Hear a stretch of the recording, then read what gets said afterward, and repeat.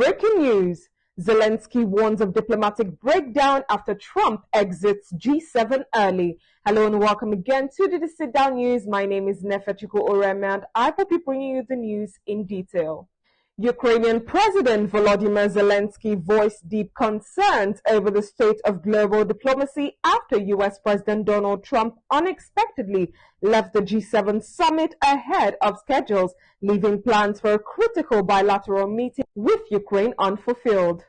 President Trump's early exit from the summit in West Canada was prompted by the escalating crisis between Israel and Iran. His sudden departure prevented a scheduled one-on-one discussion with Zelenskyy, complicating Kyiv's ongoing efforts to secure stronger U.S. military support in its fight against Russia. In the absence of direct talks with Trump, Zelenskyy appealed to the remaining G7 leaders to intensify diplomatic pressure on Washington. Diplomacy is in a state of crisis, Zelenskyy said, underscoring the risks posed by the lack of U.S. engagement.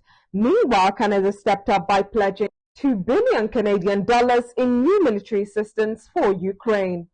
Efforts to issue a unified G7 statement on Ukraine broke down amid disagreements over the language of the communique.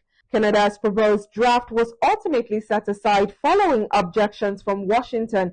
As a result, the summit concluded without a joint declaration addressing the war in Ukraine, a notable setback for Kyiv's diplomatic goals. While Canada and the United Kingdom pledged additional sanctions and financial aid to Ukraine, many leaders acknowledged that without firm U.S. leadership, the overall impact of these measures might be limited. European allies expressed growing unease that the absence of American support could weaken the collective stance against Moscow. This has been the breaking news. My name remains Nefechuku Oreme. Do not forget to follow us on all social media platforms at the Desitdown News. See you next time. Don't forget to follow us for more content.